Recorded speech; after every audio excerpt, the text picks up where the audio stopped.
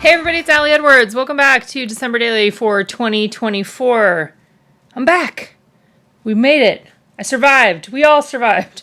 We survived Christmas, and hopefully you had a little joy and a little magic. I ended up taking a break, and it was the best thing for me to do. I needed to do nothing for a while and just do some resting. So I did some nothing, some Christmas prep, and today, which is the day after Christmas, I felt excited all morning to be able to come to my table to work on a few more stories in my project. So when we left off, we were on I had done story 18.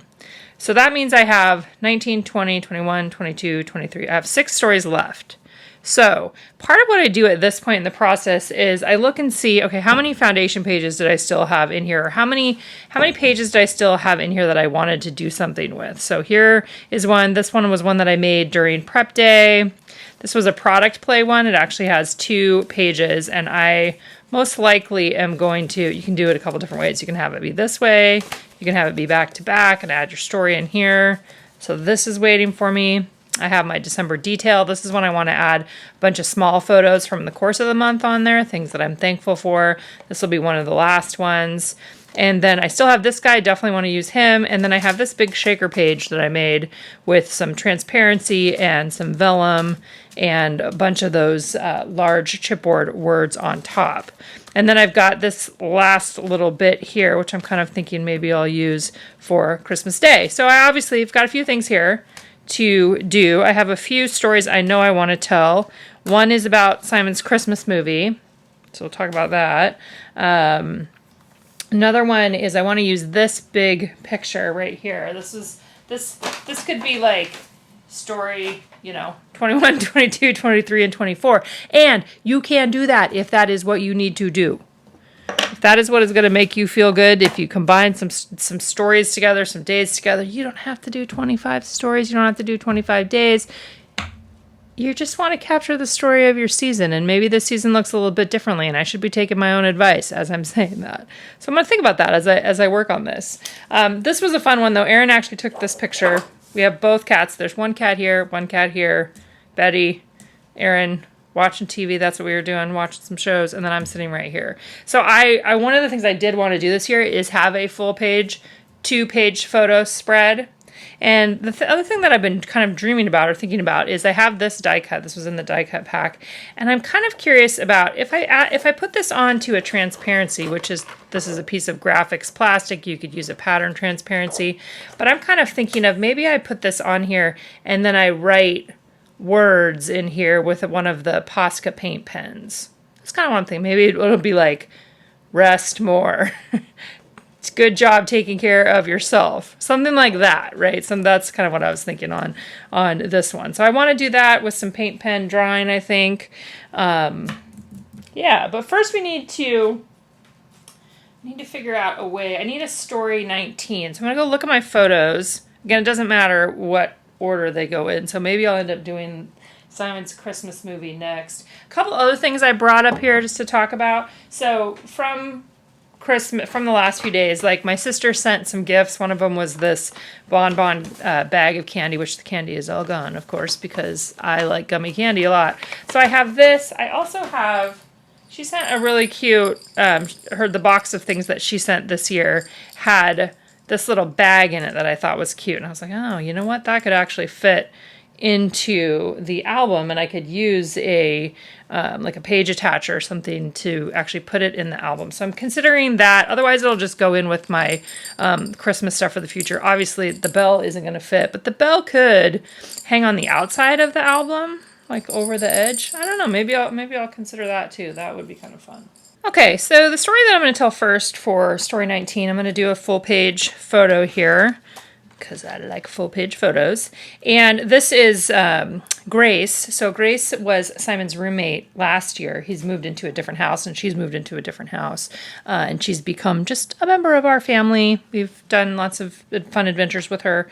And she loves movies and all the things that we love around here too. So she and I went for breakfast together. It was actually a Christmas Eve, but it doesn't matter in terms of the pages, right? It doesn't matter if it's you know, day 1, day 2, whatever. We're just moving into the holiday season.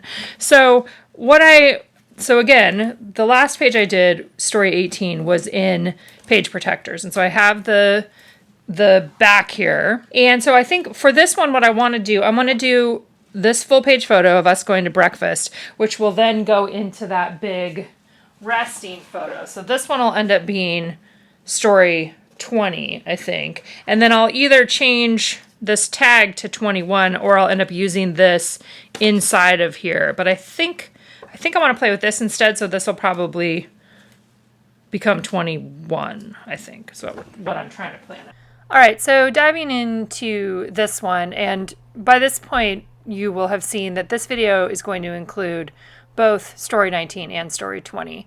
I wasn't sure if I was going to do that, and then as I was editing and putting everything together, it started to make sense. So that's how you're going to see this one. So we're going to start with 19, and then you'll see how 20 comes together here as well. All right, so I did a circle punch. I think that was a 3-inch circle punch, and at this point, I'm still kind of trying to decide: do I want to do photo on a photo? Do I want to add the Christmas time is here? Do I want to add some other circles? Do I want to build this on the back of, with the full page photo foundation? Still wasn't super sure, but I looked in my stash of stuff and I saw those 4x6 cards. One of them is the journal card with the colorful trees, and the other one is a vellum piece with the colorful trees. And I decided that maybe for this one, it might be nice to just leave the full page photo and then do an insert, a 4x6 insert that would include those cards, 2 cards adhered back to back, and I could add a photo in right on top of it. So I switched and reprinted my photo so that it would be a rectangle instead of a circle, and that's going to sit on top of the side with the vellum. You could absolutely do a shaker or something here. I'm deciding not to do that, but I did decide to back my photo with a white border, so that's just a piece of white cardstock on there, and then I am going to run that through my sewing machine. In terms of attaching this 4x6 or this 4x6 combo card situation here into my album, I want to attach it in the middle of the page, and so I'm going to use the page attacher stickers that we have in the shop.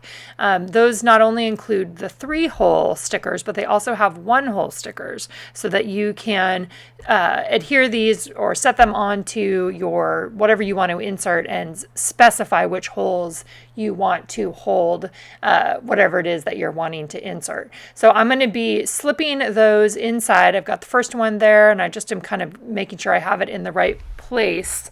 Again, I wanted it to have it in the middle instead of oriented to the top or to the bottom. So I'm folding over the sticker. I'm going to have the second one here. You can see that I didn't run the sewing machine down along the last edge there. So I did 3 edges of the sewing machine.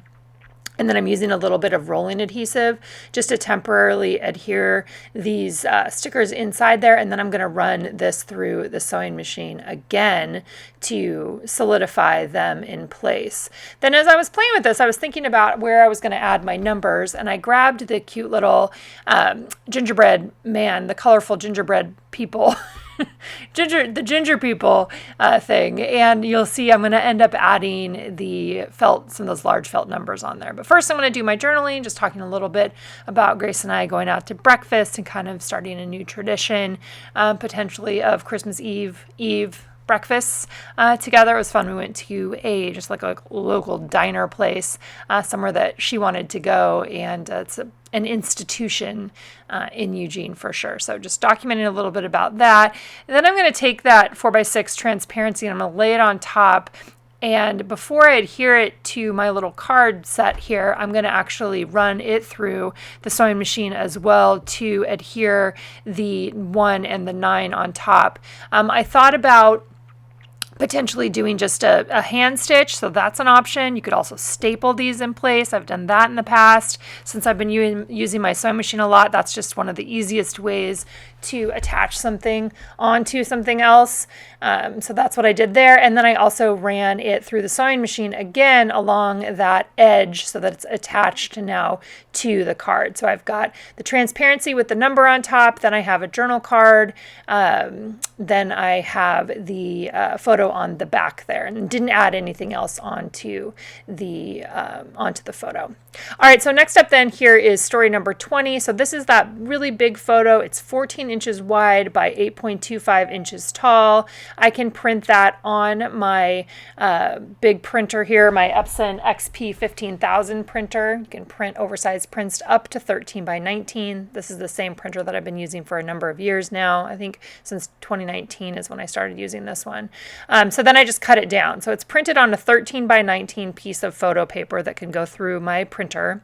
Again, the size of the actual page is 14 inches, or the size of the actual photo is 14 inches by 8.25. That's the outside of the page protector. I'm also going to cut down a piece of graphics transparency. Again, you could use a pattern transparency here if you wanted, but my intent was that I wanted to actually write on this transparency with a Posca paint pen, so I'm just using a blank graphics transparency piece that I have here in the office. So right now I'm just kind of laying out my two photos, making sure that I have the transparency in the right spot. I'm going to be punching the holes so I know where the holes are, kind of doing all of those basic sorts of things. And then I'm going to be taking the die cut vellum piece there, and I'm going to use a star brad and a paper piercer to attach that right in the middle, and then I'll be using a Posca paint pen to write a few words around the outside edges. So you could do something like this. Your words, the words that you choose to add in there might be totally different. The ones I'm going to add in are a lot like rest and sleep and together and those kinds of things. But you can see I just used a paper piercer, and now I am putting down the little feet of the star brad. It's going to try to hide them a little bit behind there. You could cover the back with a sticker or something else. I just left it blank, but I might go back in and add something on top. Before I started using the Posca paint pens, I tried a couple different widths of Posca paint pens. So this is the one that I normally use. The kind of the go-to one is what I feel like is the regular one. And then I have a smaller version. I've got like a finer tip. I also have a brush pen that I use sometimes that's also a Posca paint pen. So it has a brush tip on there. Just kind of going to test them out and see which one did I want to use here. I'm going to end up going with the big thick one again, but it's nice to be able to test it out.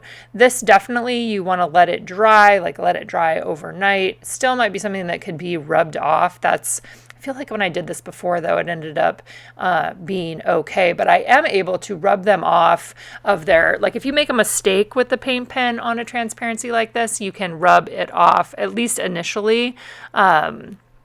So keep that in mind, and then you can rewrite over the top. But it's kind of up to you. I just used a wet cloth when I needed to write it or to remove it.